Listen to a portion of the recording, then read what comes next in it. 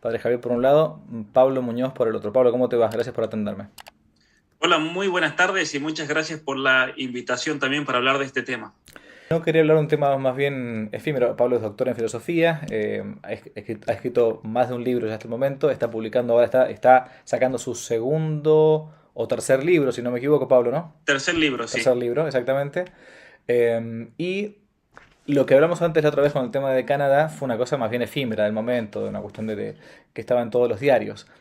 Esto que queremos hablar ahora, yo digo sinceramente, lo contacté a Pablo primero porque hacía tiempo que estaba buscando a alguien que pudiese hablar con seriedad y con fuentes de este tema que nos convoca, que es la famosa Agenda 2030, 2030. Pregunté a varios amigos, a gente muy buena y todo, pero que no se había dedicado al tema. Yo tampoco, por cierto, así que soy un lego total. Así que Pablo, con mucha este, deferencia, aceptó para poder hablarnos un poco y explicarnos por el tema este de lo que se viene, ¿no? Lo que se viene, estamos en el año por las dudas 2021, por si alguno escucha este video más adelante, para que lo tenga presente. ¿Qué es la Agenda 2030, Pablo? Yo no tengo, se de cuenta, cero. Escuché hablar por ahí, pero nada más. Bueno, de manera introductoria para aclarar, obviamente yo creo que es importante mostrar las credenciales al respecto antes de hablar de este tema y obviamente que vamos a hablar con mucho fundamento a lo largo de esta conferencia, como cuando me invitaste la última vez para hablar acerca de la cuestión de los indígenas en Canadá. La Agenda 2030 es una agenda que viene básicamente en preparación hace muchas décadas. No hay nada nuevo, absolutamente nada nuevo al respecto. Es una agenda que uno comienza, como la mayoría de la gente, simplemente por curiosidad, muchas veces por tratar de formarse. Yo en los años 90, fines de los 90 especialmente, comencé a leer asiduamente, semanalmente, una serie, una cadena de emails que mandaba un sacerdote argentino, el padre Claudio Zanauja. Mm. No sé si lo pronuncio bien el apellido, pero siempre lo entendí así, no lo conocía él personalmente, que eran noticias globales acerca de las Naciones Unidas y lo que estaban haciendo las distintas dependencias, pero especialmente él lo hacía desde el punto de vista de denunciar la imposición global del aborto, de la ideología de género, de la educación sexual integral, de muchos otros temas de las uniones homosexuales que se estaban elaborando a partir de las Naciones Unidas y se imponía, por así decir, en el resto de los países del mundo, se pretendía imponer. Ujú. Entonces, eso fue como yo comencé, siempre por una cuestión de curiosidad, me interesaba mucho durante la secundaria y obviamente a partir de los 15 años en adelante. En el año 95 yo participé, tenía 13 años, participé en una conferencia que dio el doctor Escala, Jorge Escala, Ujú. hablando de la educación sexual integral Mm. y de la ideología de género. Yo todavía me acuerdo, hablaba de la ideología de género, de educación sexual integral, obviamente que en Argentina no sé qué es eso, ¿no? Como que increíble las cosas que pasan en otro mundo, y son cosas que son muy actuales hoy en día y que se terminaron cumpliendo. Eh, una vez en la misma universidad, haciendo el doctorado en filosofía política, obviamente estudiando toda la relación de la filosofía con las relaciones internacionales, yo mencionaba en la otra conferencia los estudios que tuve que hacer sobre la Escuela de Salamanca, sobre los orígenes del derecho internacional, los fundamentos de la misma filosofía política, de los derechos humanos. De hecho, dentro de mi doctorado en filosofía política, la subcategoría, por así decir, de mi doctorado es derechos humanos, porque yo hablé en relación a la libertad religiosa y la libertad de los padres con respecto a la educación de sus hijos, la libertad religiosa en la vida pública y especialmente desde una perspectiva tomista y una perspectiva como la que se elaboró en la Escuela de Salamanca con Francisco de Vitoria y tantos otros pensadores. Y obviamente que en el año 2015 se promulgan estos objetivos de desarrollo sustentable de las Naciones Unidas. Ahora lo voy a compartir aquí en pantalla. Y estando uno en Canadá, estando uno estudiando en la universidad canadiense con un gobierno progresista, ultra progresista como el de Justin Trudeau, obviamente que esto tuvo un impacto muy grande porque el mismo gobierno de Canadá dijo, estos van a ser nuestra guía de gobierno. Ujú. Y es ahí cuando yo me alarmo enormemente y me doy cuenta leyendo los objetivos. Mira, esto salió en el 2015. O sea, mucha gente se está enterando hoy, Claro. 2001, 2020, durante las cuarentenas. En realidad esto no es nada nuevo. Yo recuerdo haber leído estos objetivos allá por el año 2015 y realmente darme cuenta de que todo lo que el padre Sanahuja denunciaba en sus emails, en sus noticias globales, que luego lo retoma Notivida, es el trabajo que viene siendo Notivida en la Argentina, estaba todo ya dicho. Estaba todo ya dicho en los años 90, en principio de los años 2000. No hay absolutamente nada nuevo. Pero una cosa que yo le agradezco enormemente al padre Sanahuja por los emails y por los libros que él escribió y tuve la oportunidad de, voy a decir de estudiar, no son libros que yo leí, los estudié, los leí, los releí, hasta el punto de que a veces he dado conferencias que me lo sé prácticamente de principio a fin, porque realmente han sido una fuente inagotable, yo creo, de discernimiento en esta época contemporánea. Entonces, yo quiero empezar, en primer lugar, con recomendando 3 libros para entender bien qué son, qué es la Agenda 2030 y los Objetivos de Desarrollo Sustentable. El primer libro que quiero recomendar se llama, de hecho, El Desarrollo Sustentable, la nueva ética internacional. En este libro, el padre Sanahuja explica lo que es el desarrollo sustentable. Recordemos que la Agenda 2030 tiene 17 objetivos para el desarrollo sustentable.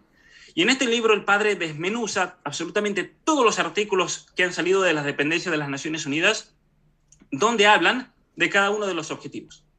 Ahora bien, el padre Sanahuja no escribió, o sea, que tal vez me equivoco, pero él no escribió este libro para desmontar la Agenda 2030, claro, para desmontar cada uno de los objetivos. Simplemente las Naciones Unidas lo que hicieron es resumir absolutamente todo ese contenido ideológico doctrinal en una Agenda 2030 y 17 objetivos que coincidentemente el padre Sanahuja, por otra parte, los había denunciado ya, los venía denunciando en los últimos 20, 30 años. Entonces, este libro me parece importantísimo.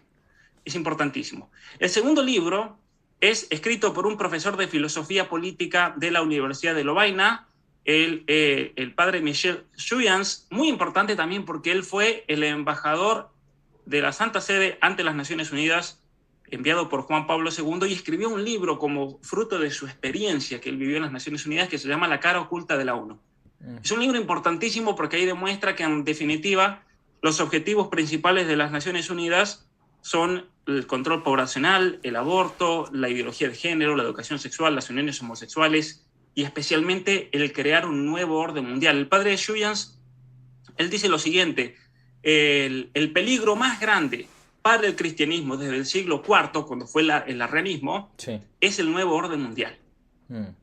Es interesante porque yo recuerdo haber leído esa frase en este libro, y yo lo primero que me pregunté es lo siguiente: entonces la iglesia tendría que hacer un concilio, claro, con respecto al nuevo orden mundial. Claro. Porque si el padre Chuyans, que es uno de los filósofos políticos más importantes del mundo, este belga, dice, este sacerdote belga dice que es el peligro más grande y mira, no es que hayan pasado por simplemente algunos vaivenes o, sí, claro, hemos tenido la revolución bolchevique, hemos tenido la revolución protestante, hemos tenido todo el problema de los albigenses allá por el siglo XI y XII, tuvimos la Segunda Guerra Mundial, la Primera Guerra Mundial. Es decir, no es que hayan pasado cosas accidentales entre medio, han pasado cosas tremendas entre medio para la historia de la humanidad y la historia de la Iglesia, pero sin embargo el nuevo orden mundial es el peligro más grande. Y el nuevo orden mundial es lo que vamos a ver ahora, es la Agenda 2030, en definitiva. Y el tercer libro, uno dice que no hay que recomendar libros propios, pero los voy a recomendar pues simplemente porque yo he venido estudiando este tema de hace muchos años, y simplemente en este libro, Las mentiras que te cuentan, las verdades que te ocultan, lo que hago es tomar uno de esos aspectos de la Agenda 2030, que es el reseteo o reformateo cultural que estamos viviendo hoy en día a nivel mundial. En definitiva, ese es el objetivo de mi libro.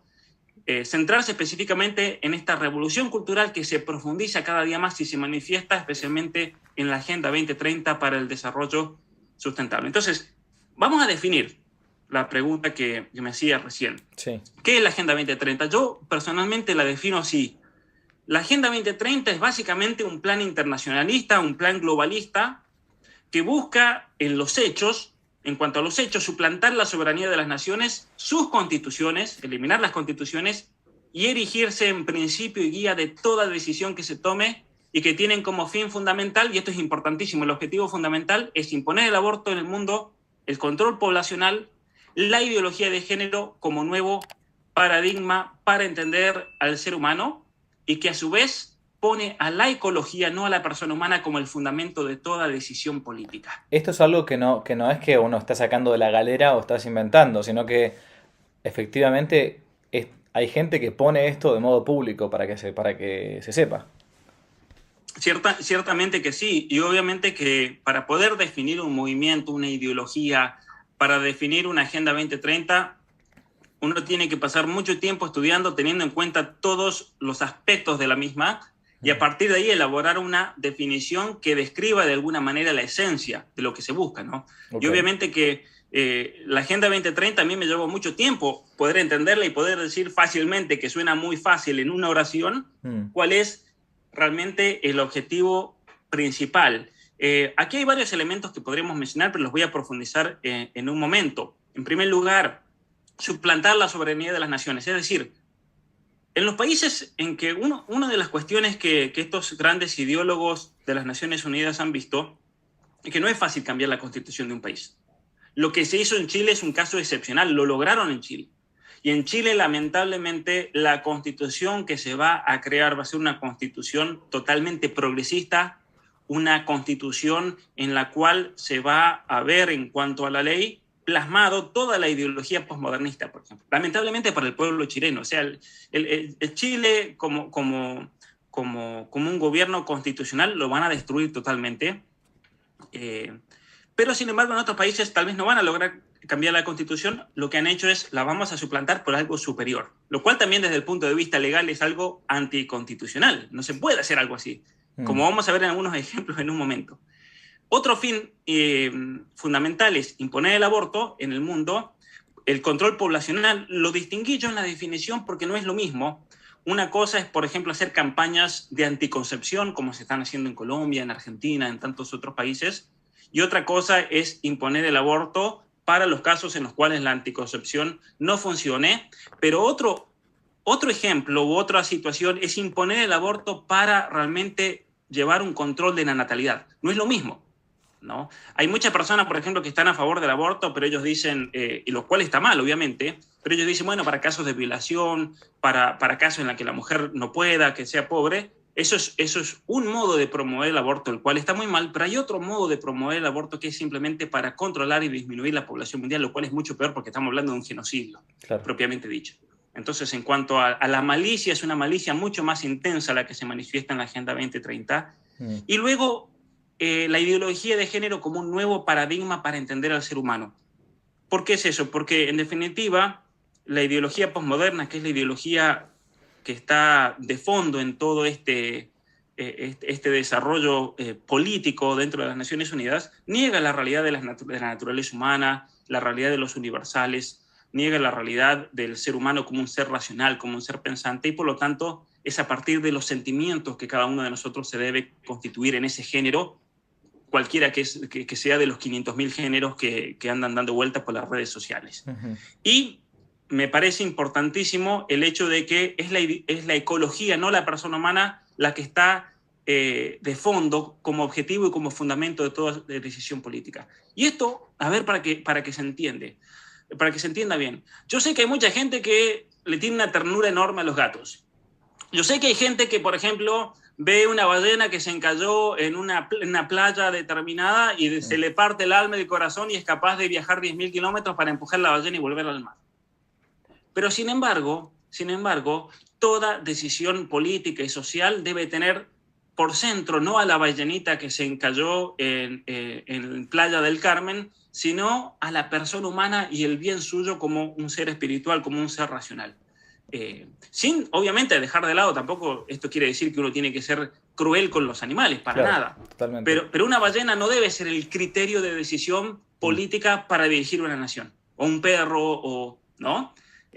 Un caso que a mí me impactó mucho aquí en Canadá. Recuerdo en Ottawa un hombre maltrató a su perro, algo habrá pasado, que maltrató al perro, al hombre le dieron 5 años de prisión por haber maltratado en la calle. Alguien lo grabó, 5 años de prisión, le han dado una prohibición de por vida de tener animales, 5 años de cárcel. Pero sin embargo, en Canadá hay una guía para los médicos de cómo asegurarse de que si un niño nace vivo durante un intento de aborto, hay que inyectarle una solución salina para después no tener que lidiar con un niño que sale discapacitado por un intento de aborto, por ejemplo. Entonces, y eso sí, eso es totalmente totalmente legal, eso es un derecho de la mujer, eso obviamente que hay que promoverlo, y hay de aquel que hable en contra del aborto, como un estudiante de la Universidad de Manitoba esta semana que hizo un posteo, estudiante de medicina, perdón, hizo un posteo en las redes sociales acerca del aborto y fue expulsado, Escúchame, porque por ser pro vida, y, ¿no?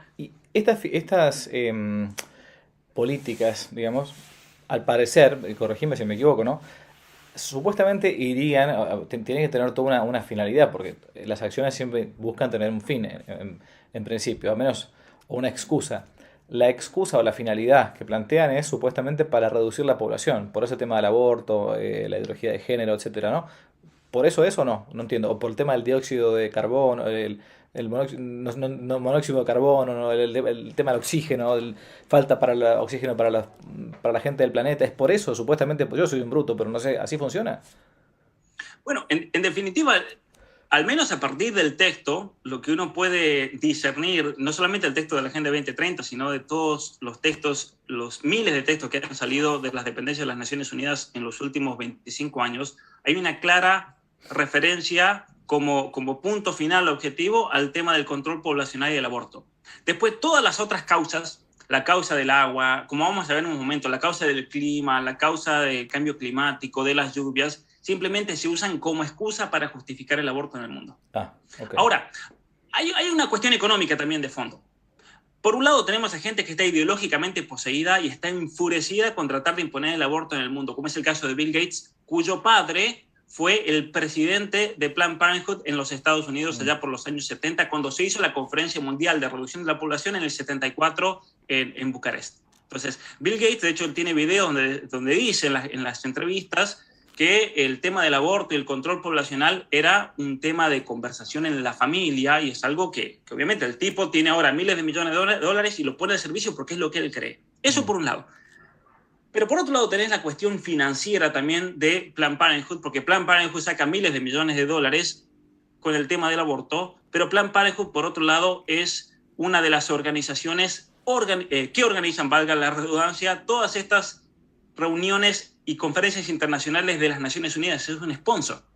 Okay. De hecho, financieramente es uno de los sponsors de las Naciones Unidas. Entonces, Planned Parenthood, al ser un sponsor oficial de las Naciones Unidas y a ser un organismo que pertenece a las Naciones Unidas, entonces tiene un interés gigantesco en que las Naciones Unidas obviamente le dé el negocio del aborto. Es como si yo vendo libros, escribo libros, y entonces yo a la vez trabajo en las Naciones Unidas y por medio de la UNESCO digo que todas las escuelas del mundo deben enseñar atrapado en el cuerpo equivocado y deben enseñar las mentiras que te cuentan, y deben enseñar, de paso, como sea amigo el padre Javier, deben enseñar que no te la cuenten los libros, hay que leerlos y nos hacemos millonarios. Eso es en definitiva el negocio que hace y el conflicto de interés enorme que hay detrás de esto. Pero un tema que yo creo que la gente es importante que lo vea. En Argentina, por ejemplo, Cafiero, Santiago Cafiero, quien es el ministro o el jefe de gabinete de ministros de la nación argentina, explícitamente afirmó que la Agenda 2030 es la que manda. ¿Sí? El compromiso de Argentina con la Agenda 2030 es una política de Estado que está por encima de los gobiernos de turno. Y pongo este ejemplo de Argentina, pero podríamos poner el ejemplo de Canadá, el ejemplo de Chile con Piñera, podríamos dar el ejemplo de Colombia, el ejemplo de México, el país del mundo, el ejemplo de España. Es decir, la Agenda 2030 hoy es el principio que rige, en definitiva, todas las decisiones políticas que se hacen en cualquier país de la Tierra que ustedes miren, lamentablemente. ¿Y quién la plantea? ¿Quién la escribe? ¿Quién la promueve? O sea, ¿dónde existe? ¿Quién comenzó con la Agenda 2030?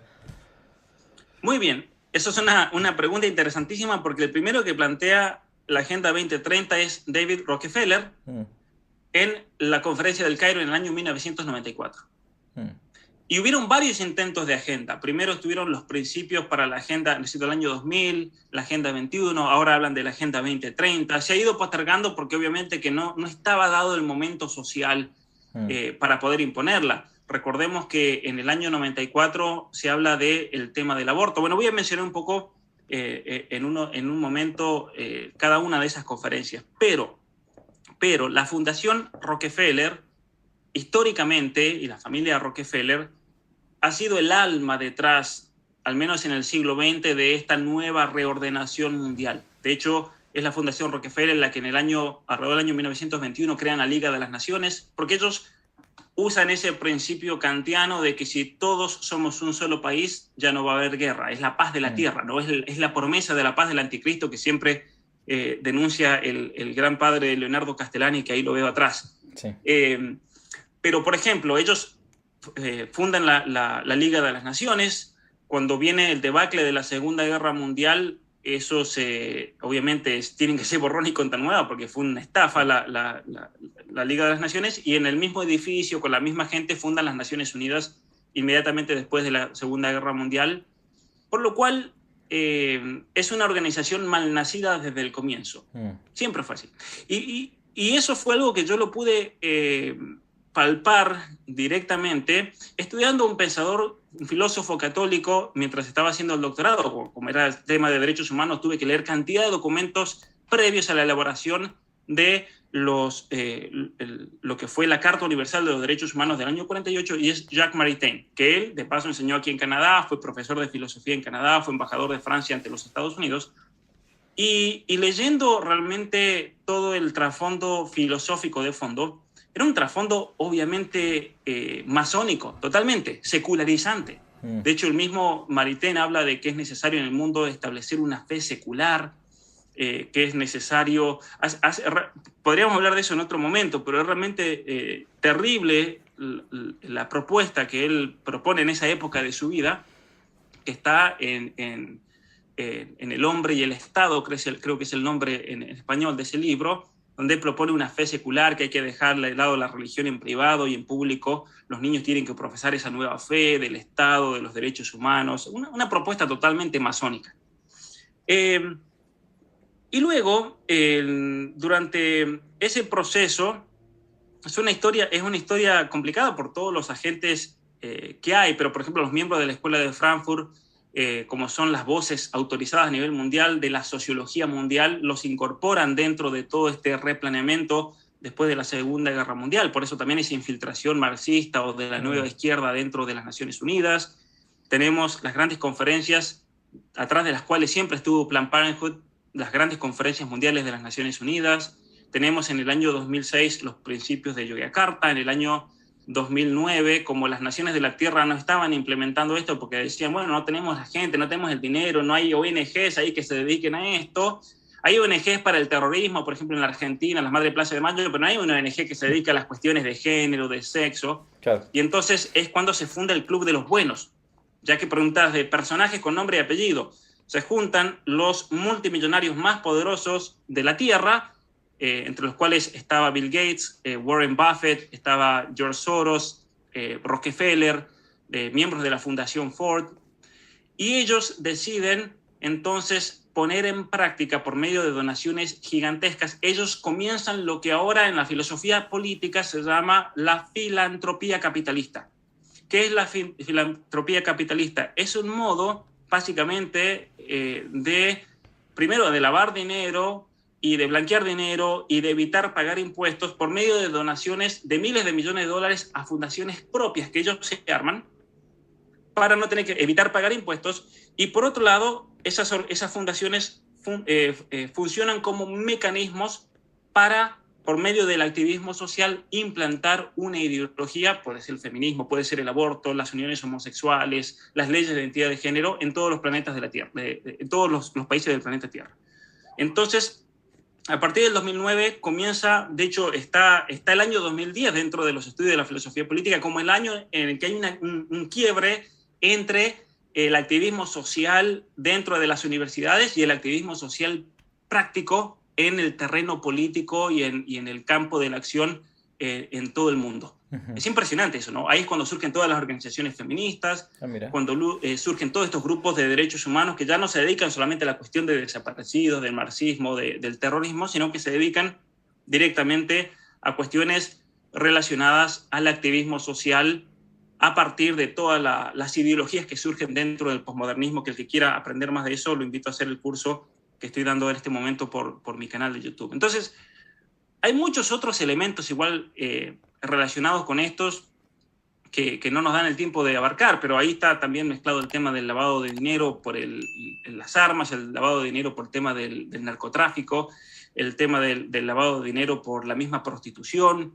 Es interesante cómo, por ejemplo, estas fundaciones funcionan de tal manera que se dan dinero entre ellas, por lo cual es muy difícil seguirle rastro. Un periodista de Costa Rica, muy interesante, me pasó una documentación filtrada de una de estas organizaciones que se llama Givos, por los cuales ellos donan millones de dólares que luego terminan en, por ejemplo, la Oficina de Migraciones de las Naciones Unidas, y luego la Oficina de Migraciones Unidas se la da a la a la Asociación de Trabajadoras Sexuales de Latinoamérica. Claro. ¿Pero qué tiene que ver eso? Ah. Y él me mostró los documentos en los cuales él me decía, mira, Pablo, lo que pasa es que aquí hay un mecanismo por el cual, por ejemplo, hay redes de trata, de prostitución, de menores, que ellos reciben dinero por medio de la Asociación de Trabajadoras Sexuales de Latinoamérica, que a su vez reciben dinero de la Oficina de Migraciones de los Estados Unidos. ¿Y por qué es eso? Porque la Oficina de Migraciones de Estados Unidos es la que da los pasaportes para que esta gente se maneje de un país a otro porque tienen inmunidad diplomática. Entonces, él descubrió cómo en Costa Rica, por ejemplo, en los hoteles se gastaban miles de dólares anuales en supuestas convenciones que no existían. Estamos hablando de 10 millones de dólares, por ejemplo, en algunos casos particulares, que simplemente eran hoteles para prostitución. Entonces, aquí hay todo un mecanismo. No obviamente nos podemos ir del tema que nos trae, pero simplemente para que la gente sepa que aquí también hay un negocio gigantesco. Claro. Miren, quiero mostrar en pantalla, es interesante cómo, lo curioso es que según las mismas Naciones Unidas, lo único que tienes que hacer para aceptar esta agenda es simplemente sentarte en el sillón. De hecho, ellos mismos lo llaman la guía de los vagos para salvar el mundo. Esta es la misma página de las Naciones Unidas. Guía de los vagos para salvar el mundo. Y uno dirá, pero esta es la página de las Naciones Unidas, ¿no? Esto acá no hay nada de fake news ni nada. Sí. ¿Por qué es eso? Porque simplemente tienes que aceptar todo. Desde las redes sociales puedes cambiar el mundo. Paradójico, ¿no? Muy bien. Las Naciones Unidas y la Agenda 2030, hay un problema con esto y yo creo que ha llevado a muchísima confusión y aceptación acrítica de muchas personas, de obispos, de santos padres, vamos a decir, y vamos a hablar un poquito después de eso, porque a primera vista parece ser que el logro de cada objetivo es una tarea noble. ¿Quién va a estar en contra del fin de la pobreza, de que no haya hambre, salud y bienestar, educación de calidad? Bueno, las 5 ahí ya es cuestionable porque comienza a hablar de una cuestión ideológica, pero ¿quién está en contra del agua limpia, por ejemplo? ¿Quién está en contra de que haya trabajo decente y crecimiento económico? ¿Quién está en contra, por ejemplo, de que se salven las ballenas en el objetivo 14? Entonces, aquí hay un problema serio realmente porque detrás de cada objetivo y especialmente detrás de la palabra sostenible o sustentable hay toda una historia y una ideología anticristiana y antinatural muy clara, que es lo importante que hay que rescatar. Y eso yo, gracias al padre Claudio Sanahuja y toda la investigación exhaustiva que él hizo de la palabra sustentable o sostenible, la traducen mal en realidad porque tendría que ser sustentable, es una palabra peligrosísima porque en definitiva lo que plantea es que para que el mundo sea sustentable lo que tenemos que hacer es eliminar personas, porque el ser humano es el peligro más grande que exista. Entonces, la Organización Mundial para la Salud publicó un artículo en el año 2018 que se llama Género, Salud y Agenda 2030 para el Desarrollo Sostenible. Este artículo es revelador, es un artículo oficial, porque ahí se afirma que la educación sexual integral es una de las herramientas fundamentales para lograr los objetivos de la Agenda 2030 del Desarrollo Sustentable. Y uno dice, ¿qué tiene que ver la ESI, la educación sexual, con el agua potable, con los ecosistemas, con la vida submarina, con la ballena que se encalló en la playa, con los pingüinos, con la energía solar? ¿Qué tiene que ver? Bueno, la única cosa que a mí se me ocurre así como un simple lector de afuera es, dado que la ideología de género, el aborto, etcétera, etcétera, disminuye la cantidad de población, y entonces por lo tanto conviene estimularla para que la gente no tenga más hijos. Dos homosexuales no pueden tener hijos naturalmente hablando. El aborto elimina a la gente que naturalmente vive en el mundo. Entonces, bueno, se me ocurre eso, nada más. Otra opción no veo. Bueno, de hecho eso es lo que dice este artículo. Ah, ok. Que la educación sexual integral es la manera más efectiva para lograr el control poblacional. Claro. ¿Por qué? Porque ya no vamos a necesitar un gulag para matar gente. Ja. No hace falta hacer un genocidio ruandés para matar 1 millón de personas o Sí. el caso de los armenios. Claro. Simplemente aquí, con una mentalidad anticonceptiva y abortiva en los niños, es el modo más eficiente para eliminar la población, porque es la población el enemigo del agua potable, el enemigo de las ballenas, el enemigo de los pingüinos, Sí, sí. del ecosistema. Mm. Es interesante. Entonces, la educación sexual integral, por eso yo lo repito muchas veces a los padres, les digo, la educación sexual integral es algo a lo cual no deben exponer a sus hijos, porque hay todo un plan ideológico de fondo y en mi libro lo explico muy bien y lo fundamento con muchísimos documentos, hasta el punto de que, por ejemplo, un papá católico aquí en Canadá con muchos hijos, él me dijo, yo en conciencia, le pregunté yo a él, ¿por qué hacían ese sacrificio gigantesco de dar clases en la casa? Una familia numerosa, obviamente que Canadá, con el costo de vida, que la esposa no pueda trabajar, eso conllevaba de que ellos tengan que comprar ropa usada, que ellos tengan Claro. que muchas veces tener una vida muy frugal. Y él me dijo lo siguiente, con mi esposa nosotros llegamos a la conclusión de que si enviábamos nuestros hijos a la escuela cometíamos un pecado mortal. Chao.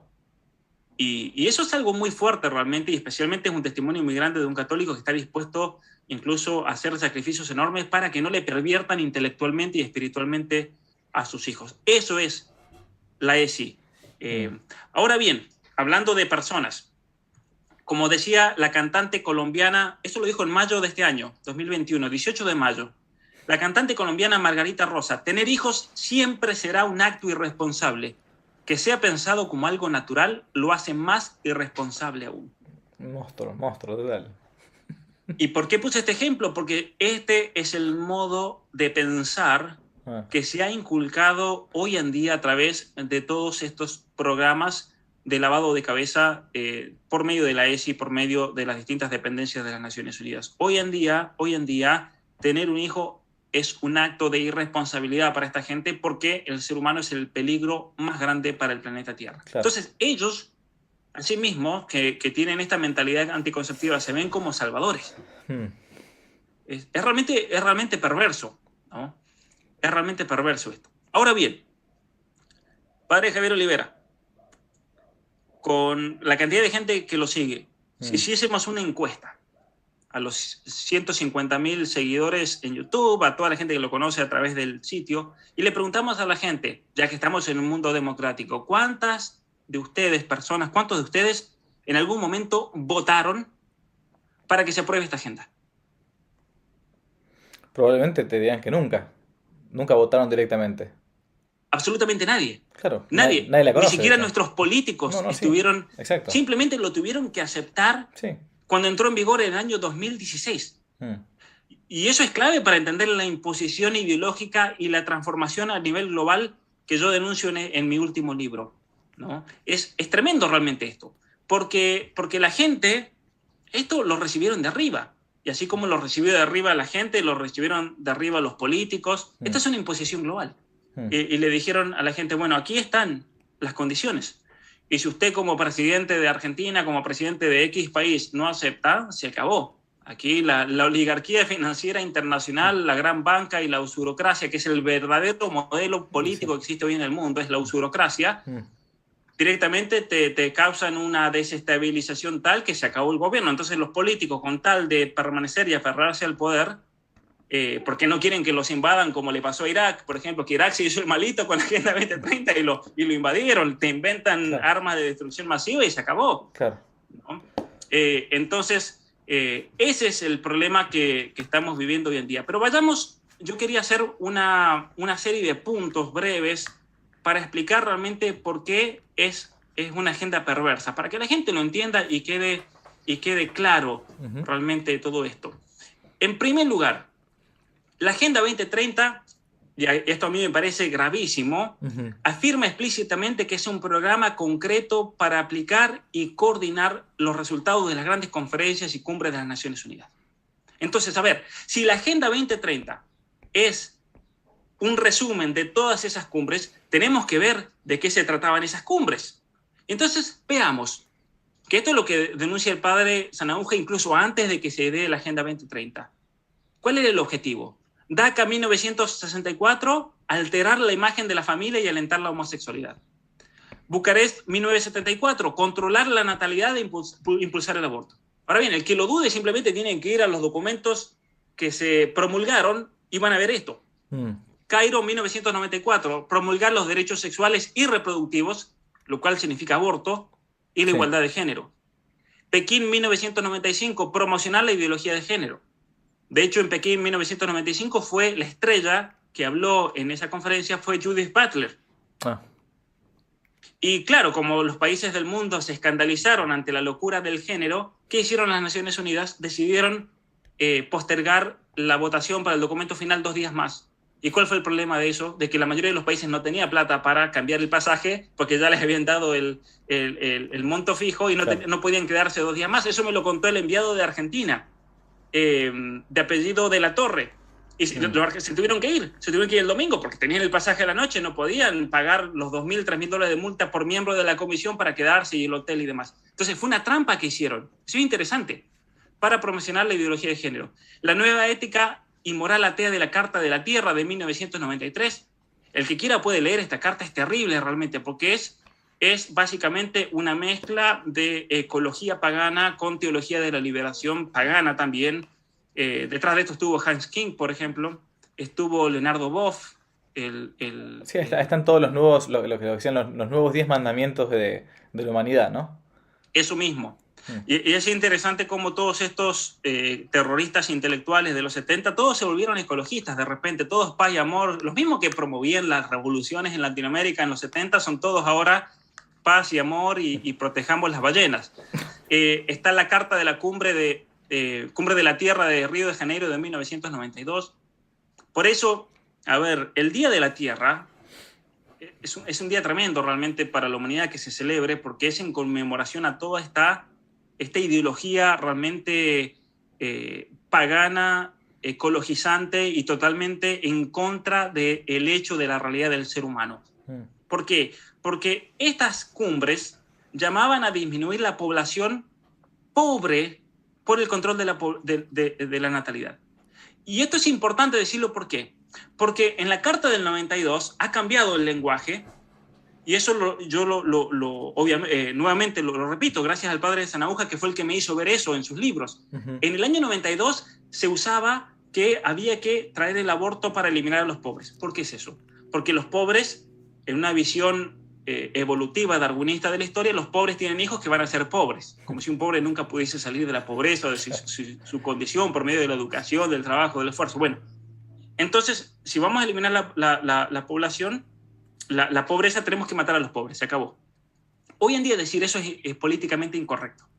Entonces, eso lo dice el padre Sanahuja. Como eso era políticamente incorrecto, tuvieron que encontrar otra excusa. Ahora dicen, por el cambio climático, como son los pobres los que van a sufrir, hay que eliminarlos porque es un acto de compasión.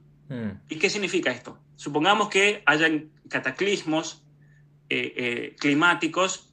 El argumento que usan ellos es el siguiente: si hay una catástrofe climática, los ricos van a tener aire acondicionado, van a tener una casa, van a tener acceso a la comida, van a tener movilidad, tienen su jet privado, se pueden ir de un lado a otro.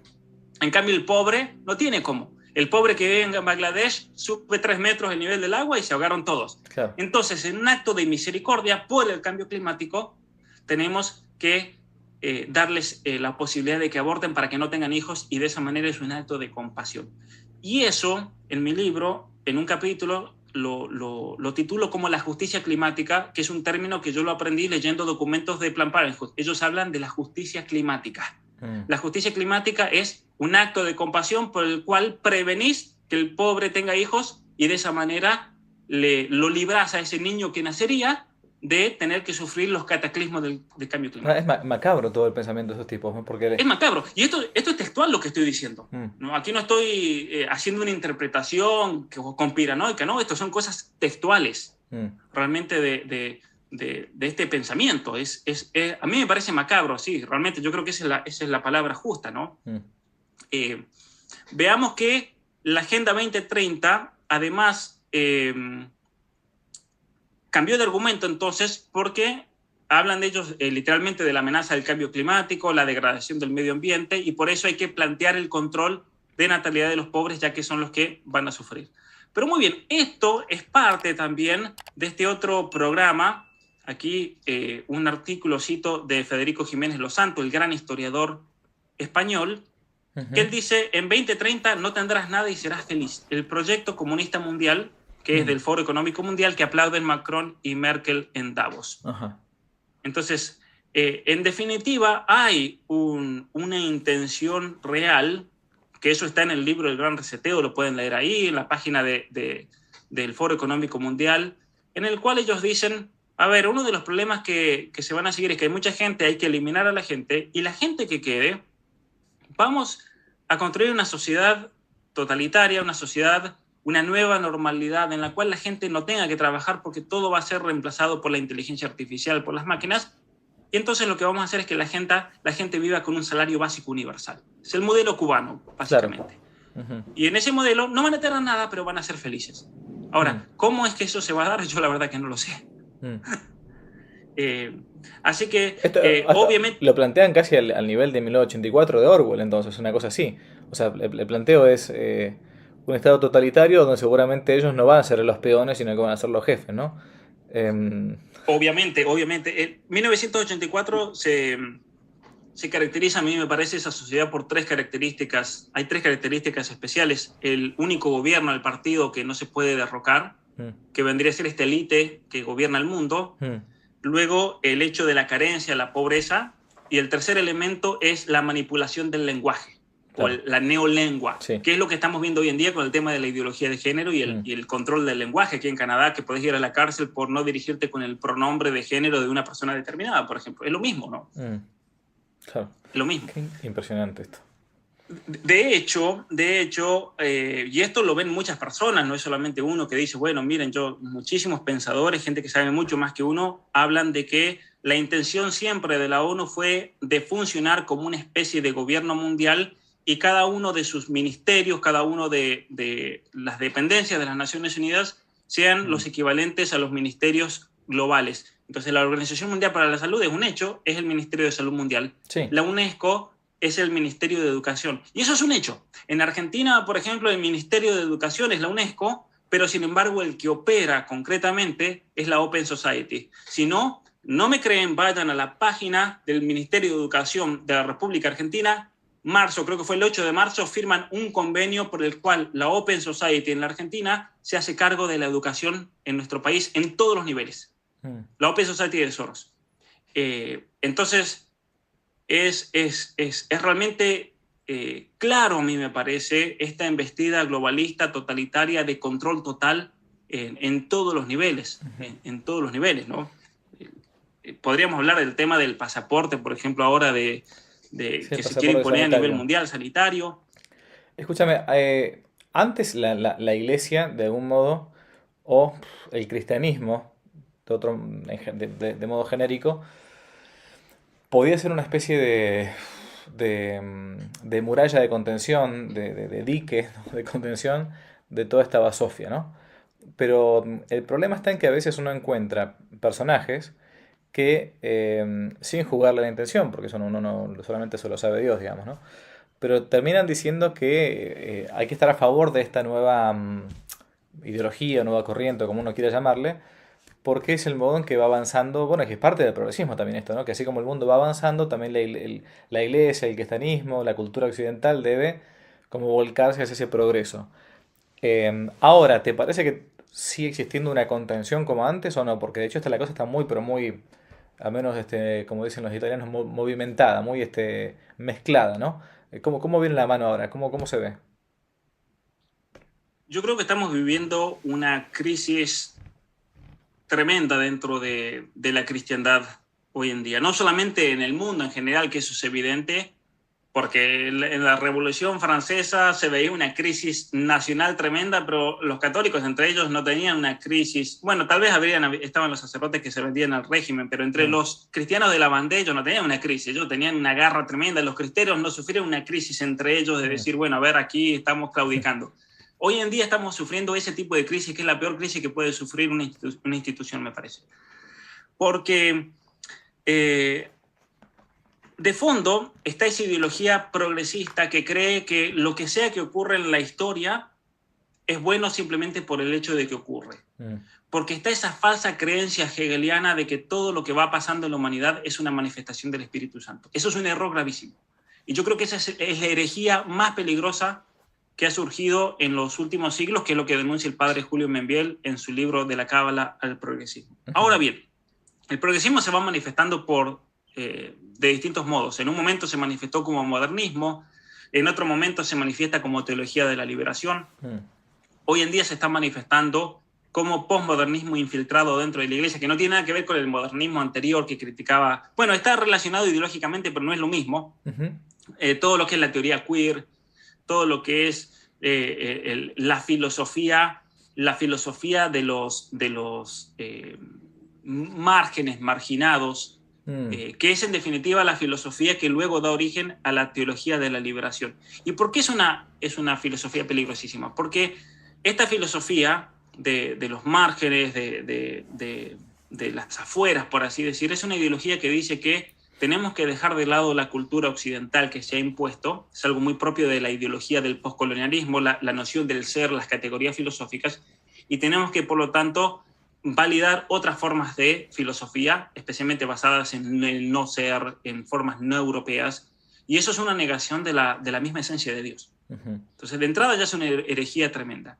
El problema es que cuando esas herejías, estas grandes confusiones, estas ideologías se comienzan a enseñar dentro de seminarios, y esos seminaristas después los hacen obispos, y esos obispos los hacen papas, ahí tenemos un problema tremendo. Y esa es la confusión que veo ahora. Por ejemplo, yo voy a compartir aquí en pantalla un discurso del Santo Padre Francisco a los participantes en una conferencia sobre el tema las religiones y los objetivos del desarrollo sustentable.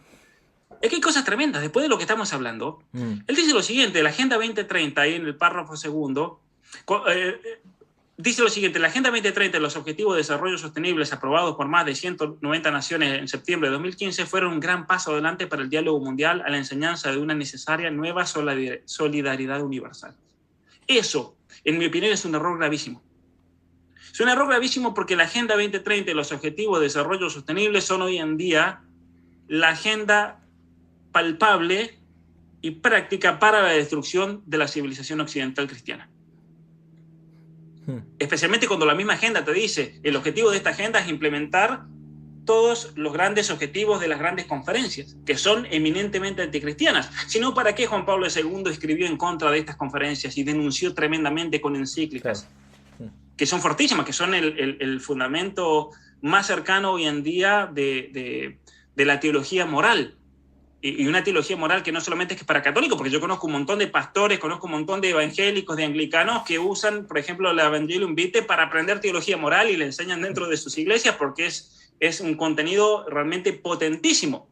He conocido, por ejemplo, bioeticistas, pastores, incluso en la misma Argentina, que ellos me dicen, cuando hay que estudiar bioética, teología moral, ética, estudiamos el magisterio de Juan Pablo II, claro, de los papas, ¿no? O la teología católica de Santo Tomás de Aquino, porque entonces aquí yo creo que hay un problema y una crisis gravísima cuando yo creo que muchas veces lo hacen por ignorancia, por no saber, y por eso yo, a los católicos que están escuchando ahora, a ustedes lo que los animo a hacer es vayan a sus iglesias, a sus párrocos, a sus obispos, y realmente se van a encontrar dos clases, o tres clases. Los que saben y están alertas ante esto, el caso de Monseñor Aguer, para dar un ejemplo en la Argentina, o el cardenal Sará, por ejemplo, en Europa, pero se van a encontrar con muchos obispos que tienen una ignorancia enorme al respecto. Entonces, a ellos hay que hacer ese acto de caridad, de instruirlos y darles la oportunidad de que conozcan sobre estos temas y que realmente se palpen, porque muchas veces ellos repiten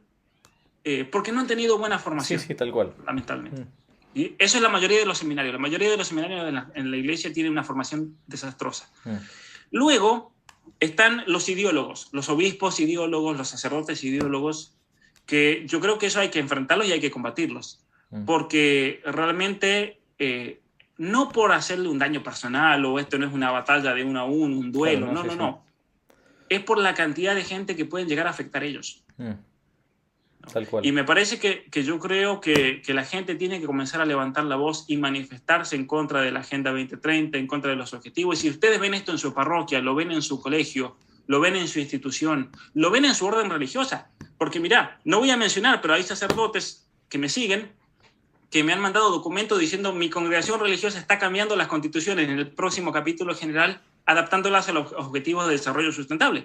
Y estos sacerdotes vieron mis conferencias sobre la Agenda 2030 y dijeron, no, pero espérenos, aquí se levanta el santo que nos fundó y nos corta la cabeza, ¿cómo vamos a hacer esto? Claro. Y bueno, de a poquito hacer un trabajo, ¿no? De convencer, y muchos tal vez que ni siquiera sabían porque nunca se tomaron el tiempo de leer los documentos de las Naciones Unidas. Lamentablemente el padre Sanahuja obviamente no tuvo la prensa que tendría que haber tenido, porque eso hay que taparlo, el trabajo del padre Claudio Sanahuja, hay que tapar a las personas que están denunciando todas estas aberraciones, y lamentablemente dentro de la misma iglesia el padre Claudio Sanahuja lo denuncia, a él lo callaron completamente, siendo que era en Argentina tuvimos una eminencia gigantesca y realmente no se lo aprovechó en su momento. Los que debían aprovecharlo no lo aprovecharon, pero bueno, hagamos nosotros lo que podamos, que es lo que yo quiero hacer ahora, por ejemplo, con este espacio, este momento en el cual estamos hablando. Y cada uno de nosotros, de lo que está escuchando, yo creo que tiene una obligación moral y responsabilidad de comenzar a alertar a todos los familiares, a los amigos, a nuestros conocidos, de decir, a ver, esperemos, aquí tenemos que hacer una contrarrevolución. Y así como los cristeros se levantaron en contra del gobierno comunista en México, así como los cristianos católicos de la bandera se levantaron contra la Revolución Francesa, así como los católicos en Rusia, en tantos otros países a lo largo de la historia, se levantaron contra los movimientos totalitarios y lograron prevalecer, nosotros tenemos la obligación moral también de levantarnos. No sé si nos van a aplastar, capaz o no, no importa, pero al menos tenemos que luchar, ¿no? Exacto. Y yo creo que lo menos que podemos hacer por todo esto, porque realmente es gravísimo lo que estamos viviendo. Sí, sí. Clarísimo. Ahora, si quieres aquí, sigo con... Voy a mostrar algo en pantalla sobre estos objetivos de desarrollo, para que quede bien claro, ¿no? Todo esto. El concepto de desarrollo sustentable no es algo puramente económico o materialista, sino que pone al mundo, pone a la ecología como algo absoluto, como un todo, y el ser humano es una parte de ese todo, y por lo tanto es algo secundario. Que eso es lo que denuncia el padre Sanahuja con el tema de cada vez que escuchen la palabra sostenible o sustentable, significa el ser humano es parte de un todo. Entonces, el ser humano, cuando deja de ser un criterio central y en el lugar supremo se encuentra en el medio ambiente, la ballena, el pingüino, aquí se acabó todo. ¿Sí? Y bajo ese pretexto entonces se puede argumentar la necesidad del aborto, la necesidad de la reducción de la población, ya que el todo, el medio ambiente, es más importante que las partes que son los seres humanos. Claro. ¿No? Es importante. Y es interesante cómo ellos promueven la disminución de la población, pero por otra parte, esta misma agenda se contradice porque promueve los movimientos en masa de personas hacia economías desarrolladas que, por otra parte, están colapsando hoy en día, como el caso de Europa, el caso de Canadá, porque no tienen natalidad. Entonces, aquí pongo el ejemplo de Canadá. Es una gran mentira fácil de desmontar todo esto, porque si la disminución de la población es lo que hace que un país sea sustentable, y esta es la falacia que yo quiero hacerles entender. Sí. Si la disminución de la población es correlativa a la sustentabilidad, ¿por qué entonces Canadá y países de Europa están alarmadísimos por el colapso económico y social que se sigue de las políticas antinatalistas y están desarrollando planes de inmigración masivas para compensar y que no colapsen económicamente? Claro, no se Entonces entiende. Canadá, Sí. miren, el año pasado, 2019, dio 5.774.000 visas. Porque si no, esto colapsa. Y esto aquí en Canadá uno lo ve día a día. Canadá necesita del ingreso de más de 1 millón de inmigrantes por año, esto incluyendo estudiantes, y 600.000 inmigrantes permanentes para no solamente sostener la economía, sino para poder mantener abiertas las escuelas y las universidades. Ahora, ¿no se dan cuenta que justamente, es una pregunta quizás de perogrullo, pero no se dan cuenta que teniendo un poco más de hijos van a tener que evitar traer más inmigrantes y por lo tanto todo el problema incluso multicultural que implica todo eso, multirreligioso, ¿Por qué siguen con esta política antinatalista? Yo creo porque ha penetrado enormemente el odio al cristianismo, el Ah, odio al blanco, el odio al europeo, mm, lo cual es un odio racial tremendo. La teoría crítica de la raza, por ejemplo, que hoy está en el tapete del debate en los Estados Unidos porque se está enseñando muchísimo en las escuelas, es una ideología que en definitiva dice hay que destruir al hombre blanco. mm, Y porque el hombre blanco, ¿qué significa? Significa la filosofía occidental, el hombre blanco significa el cristianismo, ujú, el hombre blanco significa la familia numerosa, los mm, valores cristianos, la moral, y por lo tanto debe ser destruido de la faz de la tierra. Y es interesante cómo entonces estos países como Canadá, Canadá se declaró un país multicultural en la Constitución nueva del año 1981, ujú, y, y entonces se celebra la multiculturalidad. Eso es lo que importa. La multiculturalidad, la destrucción absoluta del cristianismo dentro de la vida pública. De hecho, uno de los argumentos en la filosofía política hoy en día secularizante es lo siguiente, que como hay demasiadas voces, por eso necesitan del multiculturalismo. Hay un profesor de la Universidad de Harvard que se llama John Rawls, que él decía, como las sociedades actuales son multiculturales, no podemos recibir la opinión de todos porque nos pelearíamos entre todos, entonces tenemos que eliminar la opinión de todos y que quede solamente el secularismo. Esa es la gran trampa, lo cual parece una lógica de niños, pero esa es la lógica de niño que se maneja hoy en día en la Universidad de Harvard, lamentablemente, ¿no? Destrador, Ese es el pensamiento de John Rawls, con el cual tuve que lidiar durante toda mi tesis doctoral, porque era obviamente un pensador que había que desmontar y denunciar y mostrar por qué era una perspectiva falsa ese multiculturalismo simplemente para callar la voz del cristiano. ujú, Entonces, lo que buscan, en definitiva, es disminuir la población en países menos desarrollados. Los que sobrevivan a eso se tienen que inmigrar a países desarrollados para sostener el nivel económico que de otra manera colapsaría para el 2030. Entonces, según las estadísticas, un país como Canadá colapsa si no traen esta cantidad de individuos por año. mm, Colapsa. Colapsa hasta el punto de que cierran los jardines de infantes. Pensar en eso, cuando no hay niños, ¿qué hacen todas claro, esas maestras? sí, En Estados Unidos es impresionante las miles de escuelas que cierran por año porque no hay niños. mm, Pasa en Canadá. En Canadá hay profesores universitarios que me han comentado, porque he mandado a preguntar, a ver, ¿qué pasa a ustedes en tal universidad, en tal ciudad? ¿Qué mm, pasa si de repente dejan de venir los inmigrantes? Ellos me dicen, sinceramente, me lo dicen, la universidad cierra. Es imposible sostenerla porque aquí son todos de la India, son todos chinos, son pakistanes, algún que otro sudamericano, son todos extranjeros porque no hay jóvenes. claro, Porque en los años 80 y años 90 los niveles de natalidad fueron bajísimos. mm, En países como Canadá, o el caso de Europa es peor todavía, al menos aquí en Canadá se ven niños por la calle, en Europa es impresionante de no ver niños por ningún lado. mm, Eh, entonces, muy bien, la Agenda 2030 tiene otro problema gigantesco, me parece, que reduce los problemas a una cuestión meramente material. Como si la pobreza es el único problema que hay en el mundo, nada más. mm, Y esto es falso. Esto es falso, porque en primer lugar, no solamente que el problema más grande de la humanidad no es material, sino que obviamente le da una solución puramente materialista. La erradicación de la pobreza es el requisito indispensable para el desarrollo sostenible. Yo podría decir, no, señores. El requisito indispensable para que una persona crezca como persona humana, primero que nada, es la educación, ujú, son los valores morales, el ponerse un objetivo serio de crecimiento espiritual. ¿Sí? El problema central hoy en día, a menos mi opinión, es un problema moral y cultural. Y todo otro problema social, la pobreza, la violencia, las drogas, el problema que ustedes se imaginen es toda una consecuencia de estos problemas fundamentales del ser humano. Y la Agenda 2030 y todos los documentos que se han publicado en los últimos años, Padre Javier, por parte de las Naciones Unidas, en ningún momento yo encontré, y si alguien lo encuentra, por favor me avisa y me lo mandan, pero en ningún momento he encontrado una referencia a una cuestión moral o cultural. Jamás. Ningún documento jamás habla del cristianismo como nuestra herencia cultural, como hay que volver a las raíces cristianas para salir claro. de este No, problema. no, No, todo lo de contrario. hecho, se habla del cristianismo, pero cada vez que se habla del cristianismo es porque el cristianismo está en contra de los derechos humanos, como dijo el alto comisionado de las Naciones Unidas en Mm, febrero del año pasado.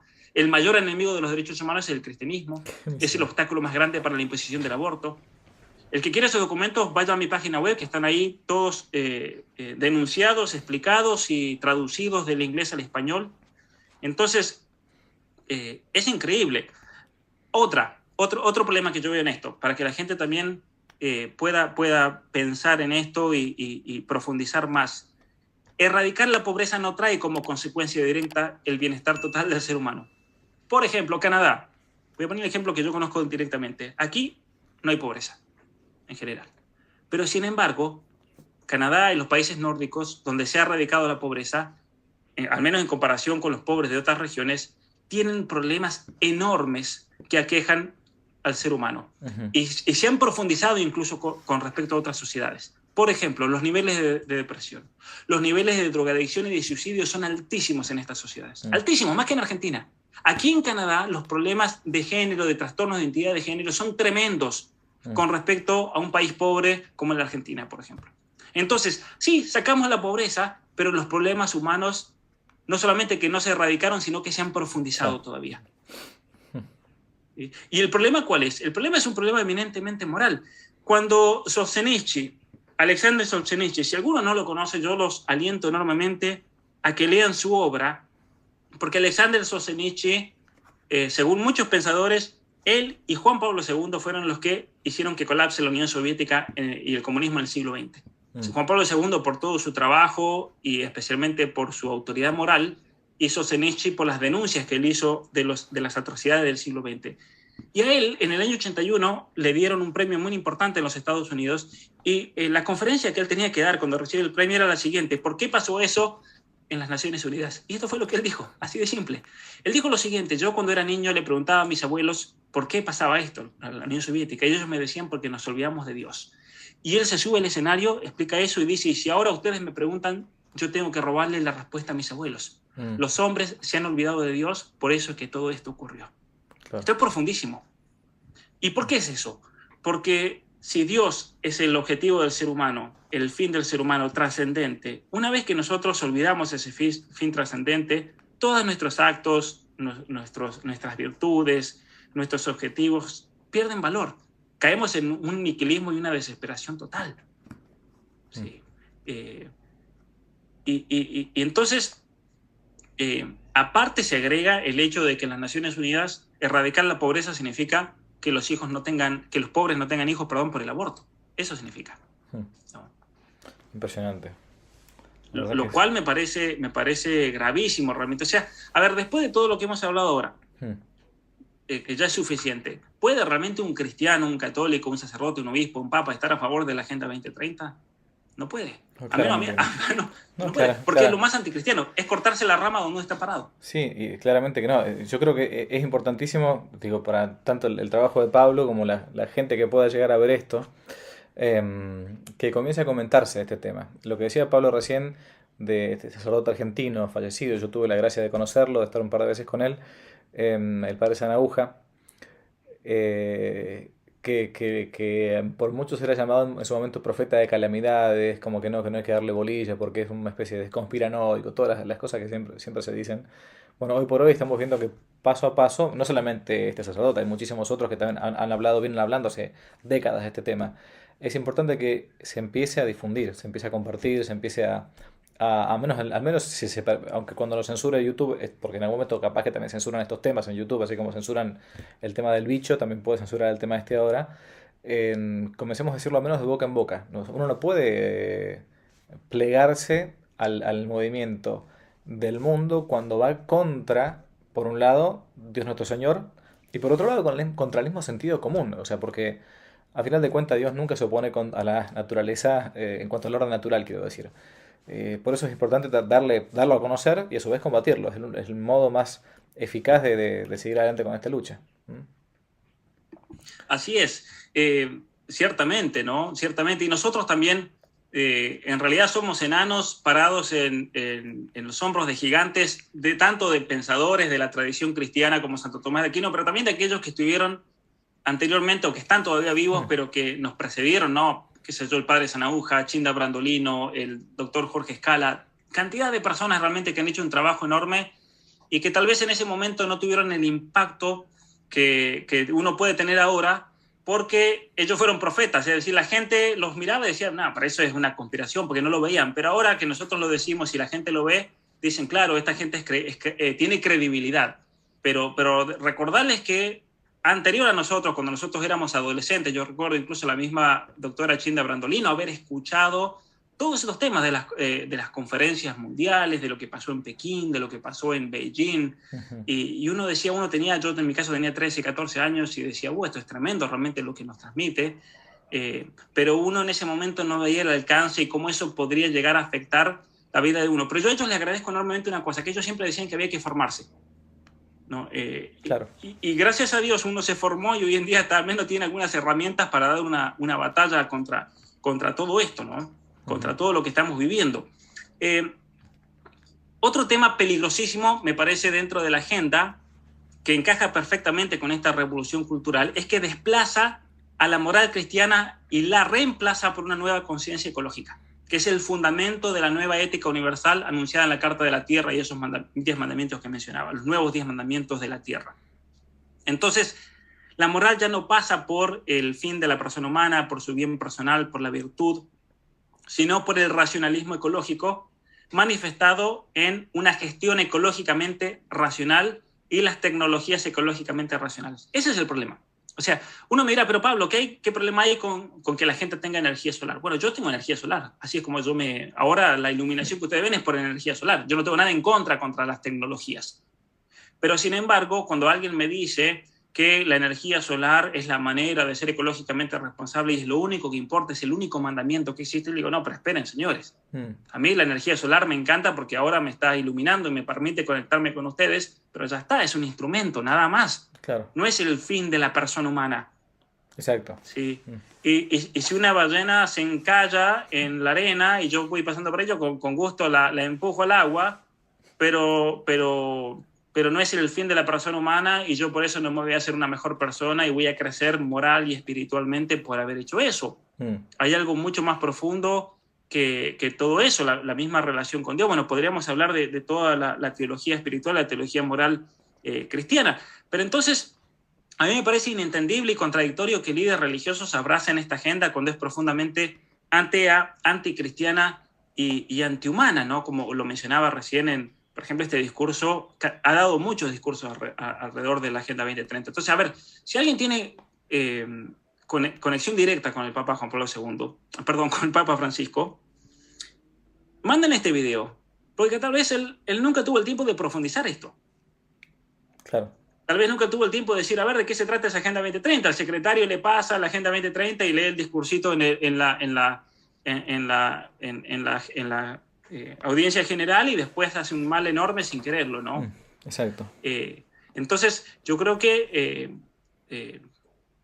bueno, necesitamos una Santa Catalina de Siena que vaya y se lo entregue. Exacto. Pero bueno, más allá de eso, otro problema que yo veo tremendo aquí, la paz universal dentro de un concepto más amplio de libertad, se dice en la Agenda 2030. Y libertad ahí significa liberación sexual. Es la liberación sexual la que nos va a traer la paz sobre la tierra. Y entonces, bajo el pretexto de la paz, debemos ampliar los derechos. Y habla ahí de eliminar todo obstáculo de limitación moral a la sexualidad humana, la manifestación de las distintas identidades de género, los derechos sexuales y reproductivos. En definitiva, nos dicen, a ver, señores, la paz viene cuando la persona se libera sexualmente. Eso es lo que proponía la Escuela de Frankfurt, por ejemplo. Que eran las restricciones morales a la sexualidad lo que hacía que la persona sea violenta. Cuando, por el contrario, la neurobiología nos demuestra que es todo lo opuesto. Mientras más libertino sexualmente, más violenta la persona. De hecho, los estudios que se han hecho, por ejemplo, en cárceles de personas violentas, tienen graves problemas con la propia sexualidad, por ejemplo, de control. De control personal. La persona que no se controla personalmente en lo sexual se va a descontrolar en todo otro aspecto de la vida personal. Muy bien, y eso es, la neurobiología es interesante como campo para demostrar esto, ¿no? La psicología misma. El uso de lenguaje dogmático ideológico que no significa nada, pero es lenguaje muletilla. Y aquí vemos, por ejemplo, reducción de desigualdades, igualdad de género, empoderamiento. Estas son todas palabras que saqué del texto, que están plagadas por todos lados. Empoderamiento, sociedades inclusivas, prosperidad compartida, mundo equitativo, tolerante, abierto, inclusivo, salud sexual, salud reproductiva, sociedades inclusivas, inclusión financiera, mundo equitativo, mundo tolerante, mundo abierto, mundo socialmente inclusivo. Sí. Palabras propias del lenguaje posmodernista, ideológico, oscuras porque ¿qué significan esas palabras? Y que todas, en definitiva, son oscuras porque de fondo tienen una agenda y una intención concreta, que buscan principalmente ¿qué cosa? La agenda del oyente o del lector, porque ¿cómo están en contra de derechos? ¿No? O sea, son muletillas para significar elementos de la agenda progresista, tales como el aborto, como la ideología de género. Incluso la misma palabra familia dentro del documento de la Agenda 2030 significa algo muy distinto que el concepto tradicional de unión estable entre el varón y la mujer. Familia ahí significa cualquier tipo de unión sexual entre sexos, géneros, uniones multiparentales, lo que uno quiera. Tal cual. Así es. Otro tema. Aquí en el punto 20, por ejemplo, una gran falacia: no es posible realizar todo el potencial humano y alcanzar el desarrollo sostenible si se sigue negando a la mitad de la humanidad el pleno disfrute de sus derechos humanos y sus oportunidades. Ahora bien, un poquito más abajo, cuando especifica qué son derechos humanos, hace referencia a aborto e ideología de género. Claro. Entonces, no se puede llegar a realizar el potencial humano si la persona no tiene acceso al aborto y no tiene acceso a descubrir su propia identidad de género. Entonces, por eso habla de, es crucial para la agenda la inclusión de una perspectiva de género. Es crucial. Si no se introduce la perspectiva de género, la Agenda 2030 no va a funcionar. Entonces, el embarazo es un factor de desigualdad, por ejemplo. Por eso los derechos reproductivos igualan a las personas. El aborto. Esto me parece impresionante. Al final, habla de las enfermedades. Hay que eliminar las enfermedades. Entonces uno dice, bueno, pero ¿cómo va a estar en contra el padre Javier Olivera y Pablo Muñoz y Torreta? Están en contra de eliminar las enfermedades. Pero si vemos el documento, ahí dice que hay que eliminar las enfermedades, incluidos los trastornos conductuales, evolutivos y neurológicos, porque constituyen un grave impedimento para el desarrollo sostenible. Es decir, los discapacitados son una carga para la sociedad. Exacto, los discapacitados no producen. Un niño Down no va a poder trabajar y producir y por lo tanto va a estancar y vamos a tener que pagarle sus tratamientos médicos, lo vamos a tener que mantener por el resto de su vida, va a ser una carga para sus padres, para su libertad. Por lo tanto, el aborto es un medio genial para, en definitiva, eliminar las enfermedades no transmisibles o que pueden ser transmisibles genéticamente, ¿no? Entonces, volvemos nuevamente a la eugenesia. ¿Por qué considerar a las personas que no producen como un obstáculo? ¿Por qué es eso? Si es un hecho constatable que las familias, por ejemplo, que tienen hijos con síndrome Down, esos niños son una fuente de felicidad para esa familia. Sí, tal cual. Una fuente de felicidad enorme. Y un niño discapacitado, cualquiera sea la discapacidad, es una bendición de Dios, incluso en ese sufrimiento que pueda llevar esa persona. La persona, yo he conocido y he trabajado con muchas familias que tienen hijos discapacitados, hijos con distintos trastornos, con problemas de parálisis cerebral. Y para esa familia es una bendición enorme porque han alcanzado un nivel único, yo creo, de comprensión del sufrimiento, de nivel incluso espiritual, personal, de unión familiar, gracias a ese niño. Y ellos mismos te dicen, si ese niño no hubiese venido a mi familia no sería lo mismo. Y eso es tremendo cuando una persona te dice eso, ¿no? Es muy fuerte en el buen sentido de la palabra. Y viene la Agenda 2030 y te dice, no, esos niños hay que eliminarlos, ¿no? Es macabro realmente, a mí me parece. Educación de calidad. ¿Quién está en contra de la educación de calidad? Pero en definitiva uno comienza a hurgar y en realidad lo que ellos quieren es pensamiento único. Que todos piensen de la misma manera. Es impresionante. En algún momento... La cantidad de cosas que estás planteando, eso es impresionante de todo esto, ¿no? Es tremendo porque en ningún momento ellos hablan, por ejemplo, a ver, vamos a hacer una educación de calidad. Lo primero que hay que plantearse en una educación de calidad es qué tipo de joven yo quiero que ese niño sea cuando tenga 18 años y salga del sistema educativo. Eso no se lo plantea ningún ministro de educación del mundo. Eso por un lado. Por otra parte, en ningún momento se hace referencia a la gran tradición occidental, a estudiar latín y griego para que aprendan a pensar los jóvenes. a las grandes obras de literatura. Al contrario, aquí en Estados Unidos y en Canadá se está eliminando hasta Shakespeare. Aquí en Canadá se ha eliminado a Shakespeare. Es como en Argentina en las clases de literatura eliminar a Cervantes porque es un ejemplo de un hombre blanco heteropatriarcal. Entonces hay que reemplazarlo por literatura indígena, por otras culturas africanas, por esquimales. Sí, ahora, lo que es tremendo, Pablo, es que, digo, para ir redondeando, para que no se nos quede muy largo, para la gente no se aburran en lo largo, sobre todo, porque es interesantísimo el tema, es que esta Agenda 2030 ya no es 2030, es 2021, es ahora. O sea, Totalmente. estamos viendo esto ahora, o sea, lo que uno está... Vos estás hablando de lo que supuestamente sería en el futuro, pero no, esto es ya... Es más, ya pasó, todo esto ya lo venimos viendo. Por eso es que es súper importante que la gente que vea esto, también les recomiendo que sigan incluso el canal de Pablo, las clases que está haciendo, porque desde de los que se encuentran hoy por hoy en YouTube, de los que yo conozco, por lo menos en lengua hispana, que más seriamente maneja los temas que maneja, digamos, ¿no? O sea, no habla sobre temas que no conoce, pero los temas sobre los que habla los conoce muy bien.